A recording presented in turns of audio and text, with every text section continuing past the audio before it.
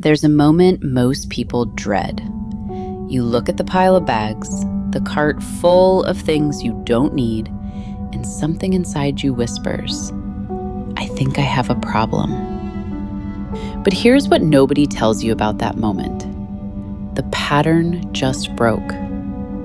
You know that feeling. You're standing in the kitchen, bags still on the counter, and the rush is already fading. Not gone yet, just thinning, like color draining out of a photograph. And somewhere beneath the receipts and the tissue paper, a quiet thought forms. One you've been outrunning for months, maybe years. Most people treat that thought like an alarm. Like the moment you notice what you've been doing is the moment the real trouble begins.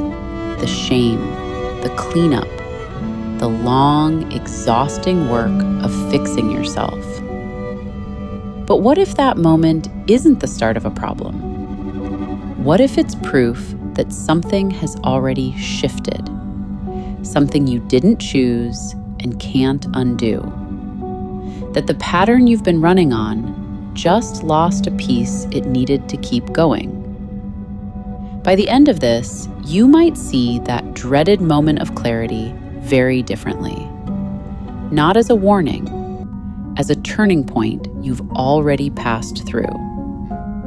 Here's something strange about the way this works. The shopping, the browsing, the adding to cart, the checkout, it doesn't feel like a decision. It feels like weather, something that happens around you. You open the app the way you open the fridge, not because you're hungry, because your hand knows the motion. And that's not a flaw in you. That's the entire point. Your brain built this loop for a reason. At some point, maybe during a hard year, maybe during a Tuesday that felt like it would never end, buying something became the fastest path to relief. Not joy, relief. A brief window where the noise dims and the weight lifts and the world feels manageable again. The loop got efficient. It learned to skip the parts where you deliberate, where you weigh the cost, where you ask yourself if this is what you actually want. It stripped all of that out. Because deliberation slows down relief. And when your nervous system is asking for relief, speed is everything. So the pattern learned to run in the dark, which is where it gets interesting. Because that darkness, the not seeing, it wasn't a side effect of the pattern. It was structural. Think of it this way. The loop only works if you don't watch it run. The moment you start observing, really observing, the automation breaks.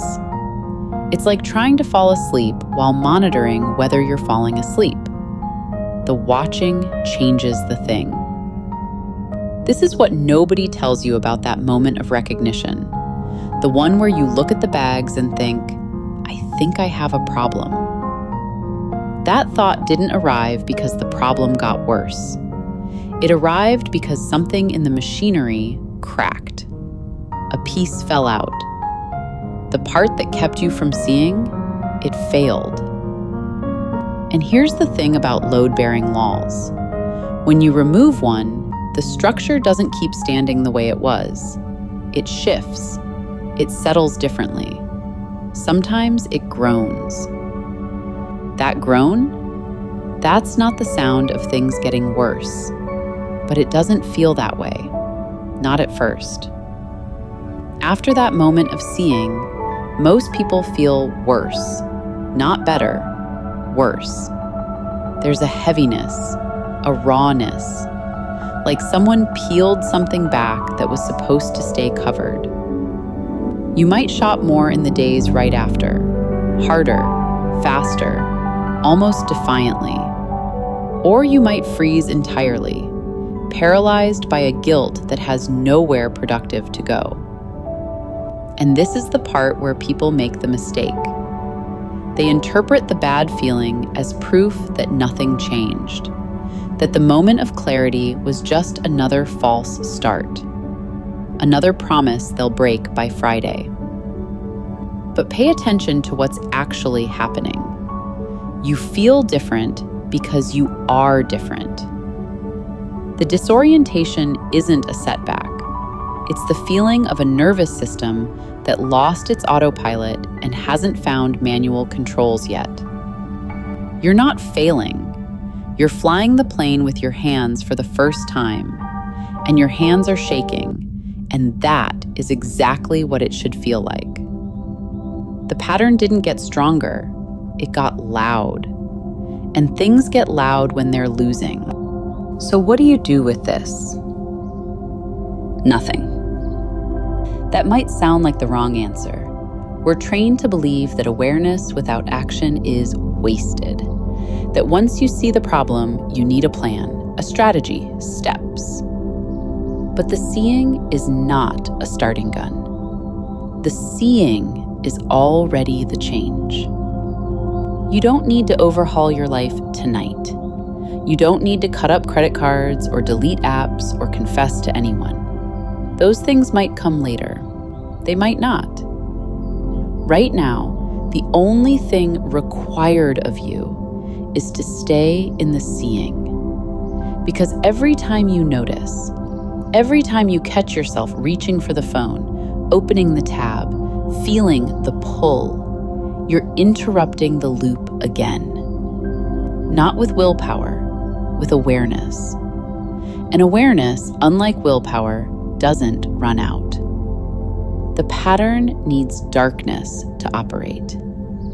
You turned on a light. So the next time you're standing in the kitchen, bags on the counter, that quiet thought forming underneath everything, don't run from it. It's not an alarm. It's not the beginning of something you have to fix.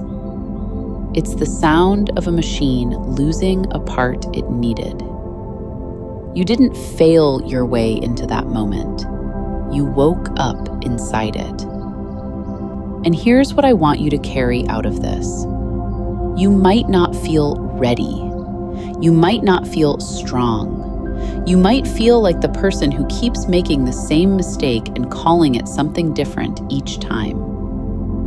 But the person who couldn't see this, that person couldn't be sitting where you're sitting right now. Couldn't be hearing this the way you're hearing it. Couldn't feel that quiet, uncomfortable recognition that something is shifting.